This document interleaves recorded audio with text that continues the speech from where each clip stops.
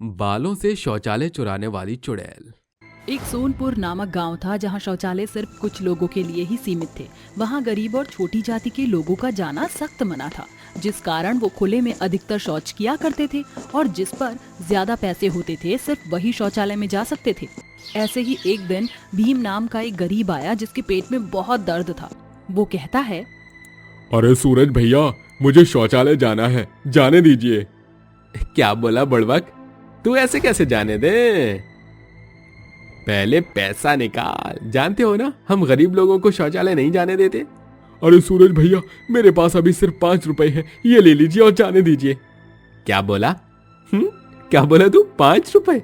अबे आजकल के जमाने में भिखारी भी 5 रुपए नहीं लेते, और तू मुझे हल्का होने के लिए 5 रुपए देगा? जानता नहीं है क्या? अपने गांव के शौचालय में तुम जैसे गरीब लोगों का आना मना है। चल झाड़ियों में जा। अरे सूरज भैया, ऐसा मत कीजिए, जंगल की तरफ जाने में आधा घंटा लग जाएगा और मेरे पेट की क्षमता नहीं है, यहीं रायता निकल जाएगा। प्लीज जाने दीजिए, मैं आपको दोबारा पैसे ला दूंगा। लगता है तुझे ऐसे समझ नहीं आ रहा, अभी बताता हूँ तुझे। सूरज उस डंडे से मार कर उसे भगा देता है, जिसके बाद वह रोता हुआ जंगल में ही शौच करने जाता है। वहीं बाकी लोग भी थे जो खुले में अधिकतर शौच किया करते थे, चाहे वह औरत हो, बच्चा हो या कोई आदमी। गरीबों की वहाँ कोई इज्जत नहीं थी। वहीं शाम को सूरज के शौचालय में मिहिर नाम का एक लड़का जाता है। तभी सूरज उसका कॉलर पकड़कर कहता है, कहाँ जा रहा है? पहले 10 रुपए निकाल, फ्री में जाना मना है शौचालय में। अरे क्या जमाना आ गया है, हे भगवान, कैसा घोर कलयुग है। शौचालय के लिए भी इतने ज्यादा पैसे देने पड़ेंगे। जिसके बाद वो पैसे देने के बाद शौच करने जाता है। वहीं गरीब लोग खुले में शौच करने जाते थे, जिससे गांव में बीमारियां बढ़ रही थी और एक एक करके लोग मौत के मुंह में जा रहे थे। वहीं निर्मला नाम की एक औरत थी जिसके बहुत ही बड़े लंबे बाल थे। तभी उसके घर पर 2 लेडीज आती हैं और कहती हैं, निर्मला, अरे जल्दी चल, सुबह के 5 बज गए हैं, उजाला हो गया है तो फिर झाड़ियों में जा भी नहीं पाएंगे। अरे आती हूँ। तभी वो अपनी सहेलियों के साथ जंगल की ओर जाते हुए कहती है, अरे तुम्हें नहीं लगता कि हम जैसे गरीबों के लिए भी कोई शौचालय होना चाहिए? हम ऐसे कब तक झाड़ियों में जाया करेंगे? अगर कोई जंगली जानवर हमारे ऊपर हमला कर दे या कोई आदमी हमें देख ले तो हमारी क्या इज्जत रह जाएगी इस गांव में? तू बिल्कुल ठीक कहती है निर्मला, ये अमीर दंपत्ति अपने आप को ज्यादा ही अमीर समझते हैं, घमंडी कहेंगे। बात तो 100% सच कही है, कम से कम औरतों के बारे में तो सोचना चाहिए, लेकिन नहीं, यहाँ तो सिर्फ गरीब ही कहते रहते हैं। कल ही हम मुखिया के पास जाकर बात करेंगे। तभी लोटा पार्टी उजाला होने से पहले घर लौट आती है। अगले दिन एक रोती हुई औरत सोनिया निर्मला के पास आती है। बहन, मेरी मदद करो, कोई उस अमीर मुखिया से बोलो कि औरतों के लिए भी कुछ करे।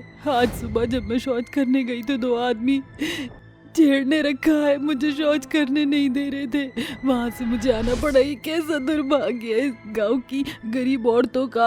अब तुम्हें कुछ पहल उठानी होगी।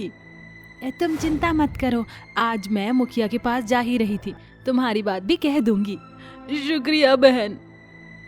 तभी निर्मला कुछ औरतों को इकट्ठा कर मुखिया के दरवाजे पर पहुंचकर हल्ला करती है। तभी मुखिया आकर कहता है, अरे क्या बात है, क्यों शोर मचा रही हो तुम? 4-5 औरतें ये क्या कर रही हो? क्या नाटक लगा रखा है?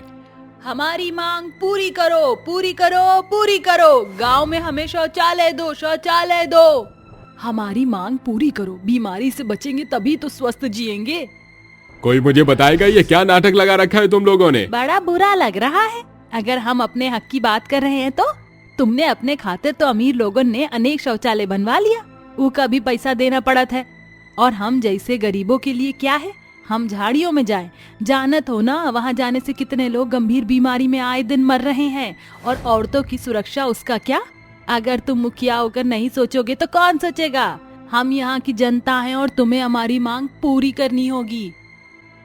हमारी मांग पूरी करो, पूरी करो, वरना हम शौचालय को भी दवा कर देंगे, फिर तुम भी खुले में जाना, क्योंकि जो हम गरीब लोग भुगत रहे हैं वो तो अपनी भुगतोगे। कोई जबरदस्ती है क्या? जाओ, नहीं करते तुम्हारी मांग पूरी। अगर ज्यादा तमाशा किया तो जो जमीन कर्जदार में दिए हैं वापस ले लूंगा और 1 रुपया भी नहीं मिलेगा उसका। निर्मला, चल यहाँ से, वरना जमीन से भी हाथ धो बैठेंगे हम, फिर हमारे पास खाने के लिए भी कुछ नहीं होगा। मुखिया, तुम गरीबों का बहुत फायदा उठा रहे हो, याद रहे एक दिन तुम्हें भी भुगतना होगा। तभी सारी औरतें मुखिया के दरवाजे से डर कर वापस आ जाती हैं। दिन बीतते हैं, सभी औरतें खुले में शौच किया करती थी। इसी कारण निर्मला को बीमारी लग जाती है। इन्फेक्शन के कारण वह अपनी जान से हाथ धो बैठती है, जिसके बाद वह चुड़ैल बनकर कहती है, मुखिया ने हमारी बात नहीं समझी। अभी इसे अपनी जान से हाथ धोना पड़ेगा और यहाँ के जितने भी शौचालय हैं उसे तो मैं गायब कर दूंगी, लेकिन एक नए अंदाज में, अपने बालों से। मुखिया, मैं आ रही हूँ।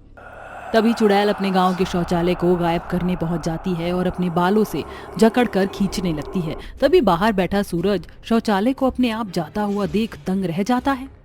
अरे बाप रे बाप, ई क्या हो रहा है?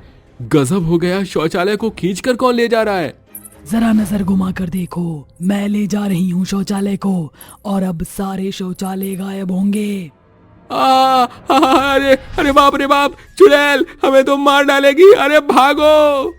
चुड़ैल शौचालय गरीब के घर के पास ले जाकर रख देती है। इस तरह चुड़ैल और भी शौचालय को रिक्शे पर रखकर अपने बालों से खींचते हुए दूर दूर तक ले जाती है। एक एक करके सारे शौचालय अमीरों के वहां से गायब कर लेती है। ये बात जब मुखिया के कानों में पड़ती है तो वह कहता है, आखिर ये सब कौन कर रहा है? क्या किसी को पता है? मुखिया जी, मैंने तो एक चुड़ैल को अपने बालों से शौचालय खींचते हुए देखा था। पता नहीं कौन है वो, क्यों कर रही है? मैं पता लगाता हूँ, तुम निश्चिंत होकर जाओ। फिलहाल तो मेरा प्रेशर बन गया है, मुझे भी हल्का होने जाना पड़ेगा।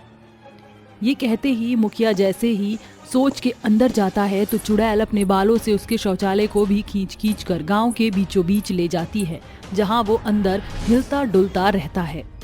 अरे क्या दिन आ गया है, कोई चैन से हल्का भी नहीं होने देता। एक तरह से तू भी तो गरीब लोगों के साथ यही करता था। अब तेरी बाहर आने की बारी है। चुड़ैल मोटे बालों से उस शौचालय को इतना हिलाती है कि मुखिया दरवाजे से बाहर आकर गिरता है और चुड़ैल उसका गला पकड़कर कहती है, जहां सभी लोग उसे देखते हैं, अरे कौन है तू? इतनी जल्दी कैसे भूल सकता है तू मुझे? तू मेरा कातिल है और मैं निर्मला। तुझसे शौचालय बनवाने की मांग की थी पर तूने नहीं सुनी, धमकी दे रहा था जमींदारी की।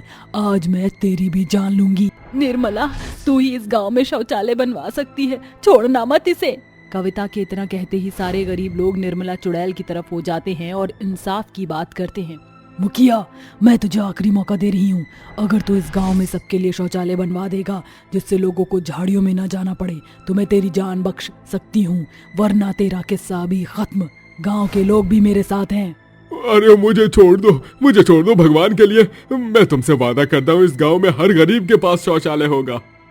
अगर नहीं किया तो गांव वाले तुझे अगले दिन जला देंगे। मैं पक्का बनवा दूंगा, कल ही काम शुरू करवा दूंगा, बस मुझे छोड़ दो। समझौता मानकर मुखिया अगले दिन से ही गांव में हर जगह शौचालय बनवा देता है, जिसके बाद सभी गरीब लोगों के साथ इंसाफ होता है। लोगों की बीमारी का उपचार भी किया जाता है। ये सब देखकर चुड़ैल को मुक्ति मिल जाती है।